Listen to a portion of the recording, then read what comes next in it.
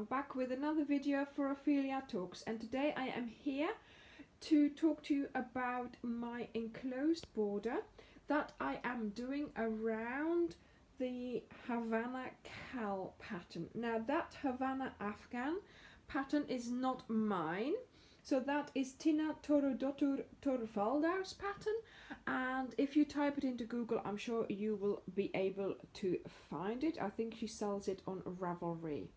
Now, when I looked at the pattern, obviously I decided, yes, I'll do the main body of the blanket, but then by the time it came to the border, she has designed a wonderful designed double border, so there is a design in the border as well. She's also suggesting a double border which is just single crochets, but for myself I decided to do my own trusted pattern for my enclosed double border.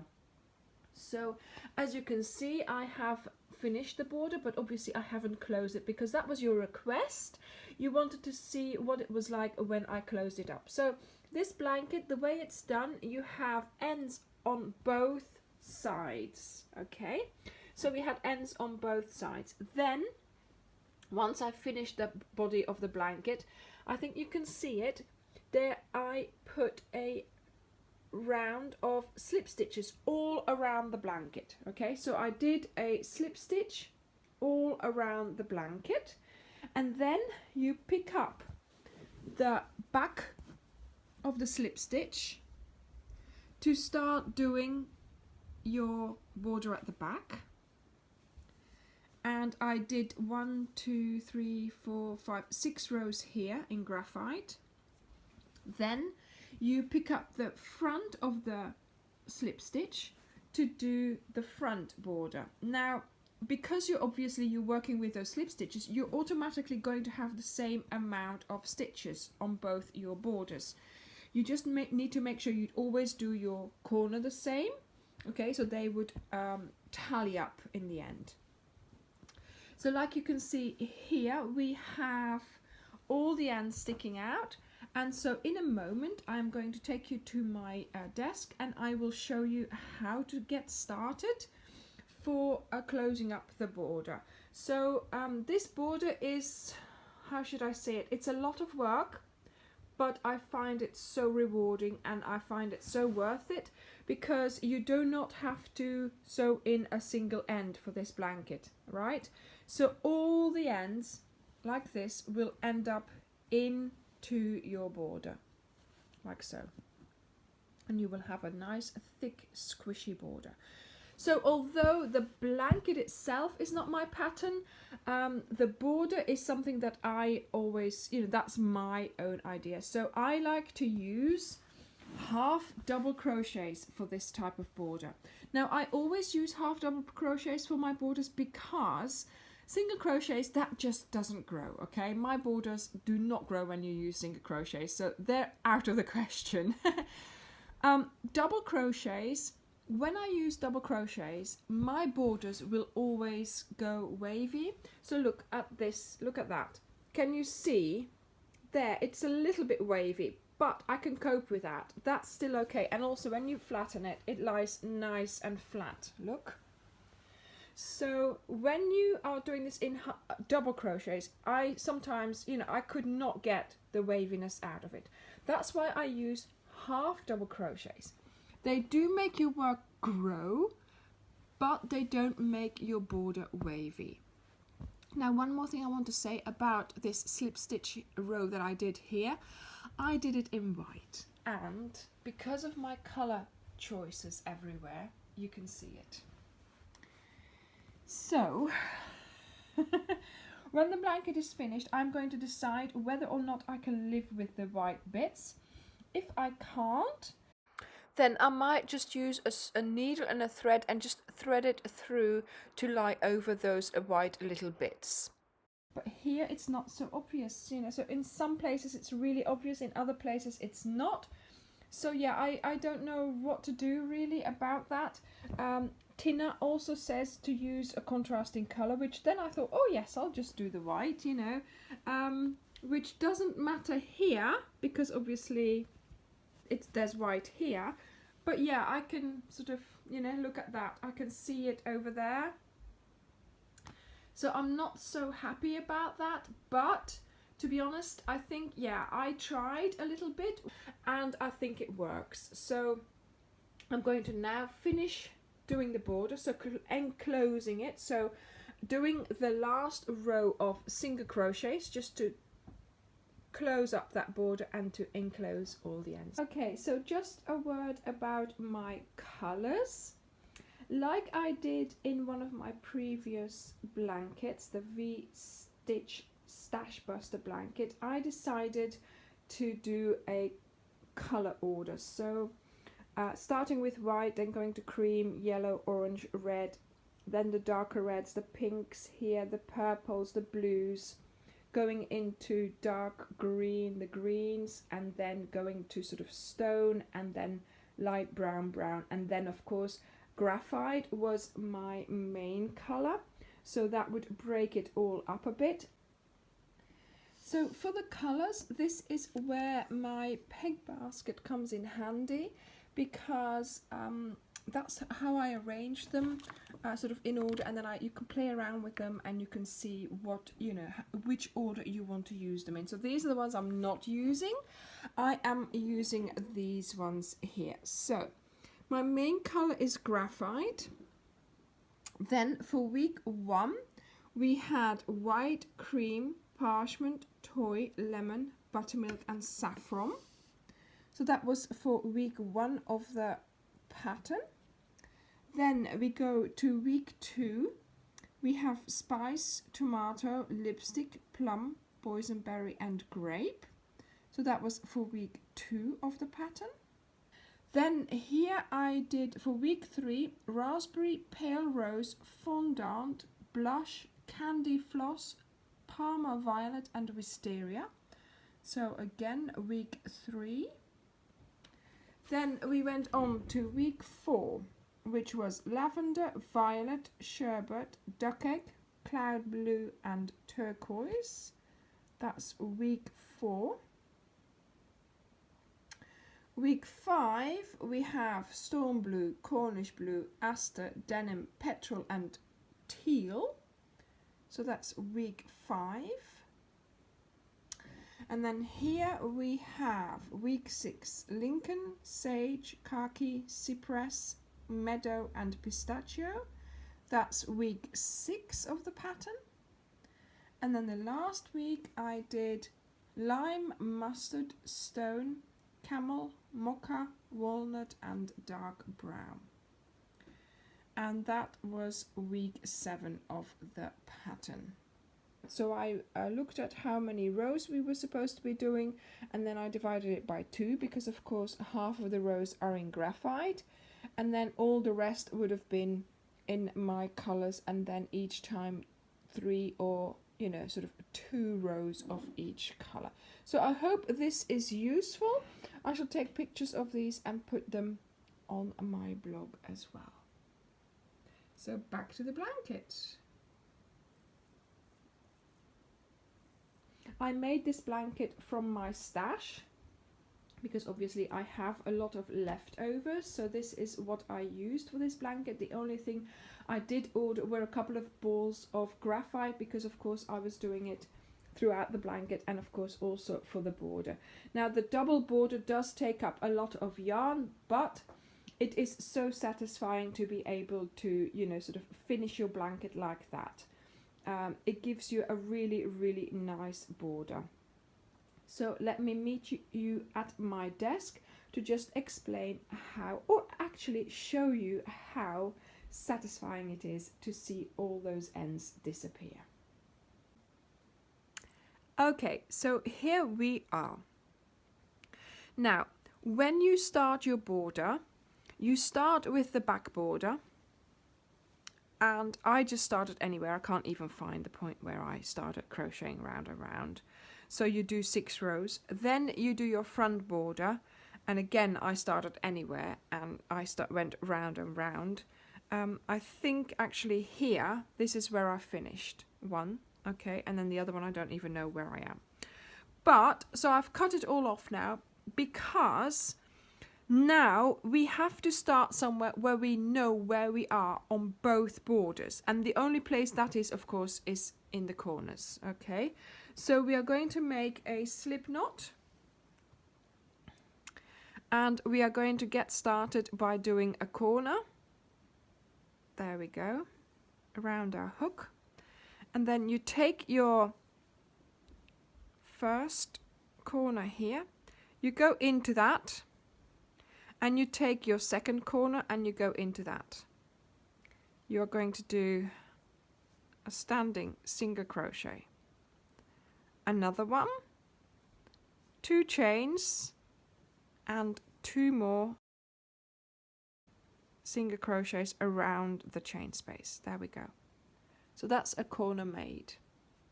Now we are going to be picking up both the loops of the front border and both the loops of the back border of the corresponding stitches of the first stitches. So the first one again, yeah, there we go, and you do a single crochet.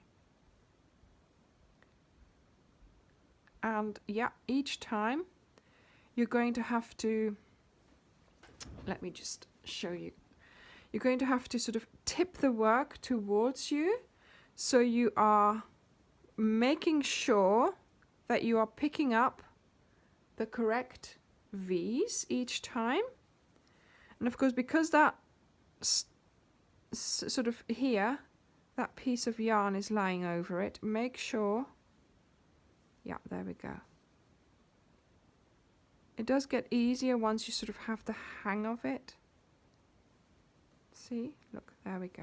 Okay, so this is now closing up really, really nicely. Look how it works. Okay, and of course here we have all those ends, and so just make sure, I haven't cut them off, I haven't tied them, you know, I'm lazy like that.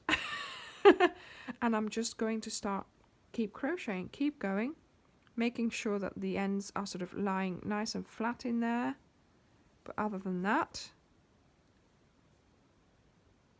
and like I said, this is my own take on the enclosed border.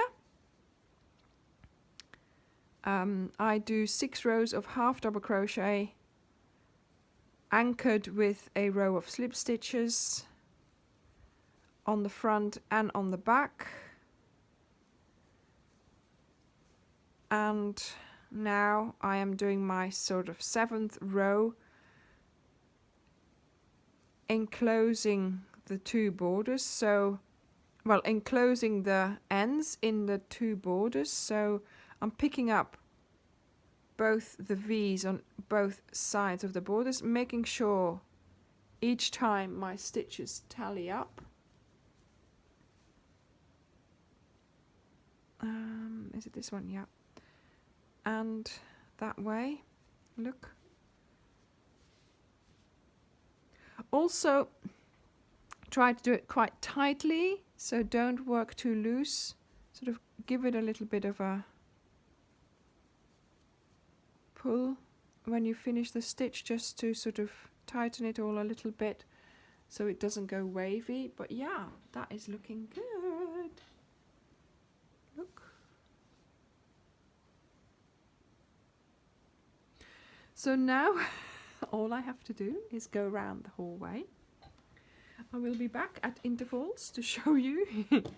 But yes, I mean, look, this is all going to be just like that. Into there. Let me do a few more stitches. So there and there. And like I said, yes, this border takes a long time. Takes more yarn than a normal single border. And I suppose, in a way, I think if you were to sew in the ends, maybe the time that you spend sewing in the ends is just the same as doing this double border. But there is something about this double border, though. The fact that it's so nice and squishy. Because I've left my ends quite long. Look. Feel how lovely and squishy the border is. Well, you can't feel it, but you'll just have to believe me. Okay, so I am going to continue doing this. Now, like I said, I will be back to show you some more on a bit later on another part of the blanket. But look how they are disappearing.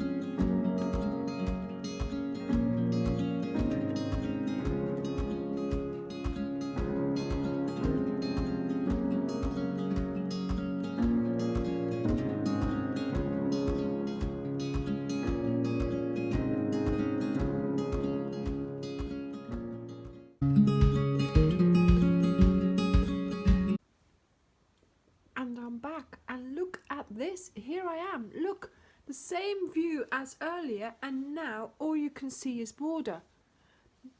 All the ends are in there. It's amazing. So I'm just doing the last bit here. I have had, like I said, it's a lot of work to do this border like this, but the the satisfaction of doing this bit where you're going round and all those pesky ends that you've been looking at for so long are just gone. They're just gone. And of course I started with a bit of on the side where there were ends, and then there was none here. So there's none here anymore for me to, But even so, when I was doing the other side, it was just wonderful. So I've also done a little bit of that sort of the thread that I was going to sew in, and it looks okay. I might do the rest as well. I've done one whole side actually. So we'll see how that turns out when I lay it on the sofa. Like I said, the pattern itself for the blanket is not my pattern, but the border is my idea. This is the border that I've been doing for quite a few blankets, and I'm really, really pleased with it. Now, here at the end, you always sort of have to, it's a little bit sometimes to see, at every corner whether it meets up, but in a way, it always worked out for me, so I think it's not going to work out for me here. But what I do then, I just, sort of go into one and I go into the same one, so the previous stitch, just to sort of fudge one stitch.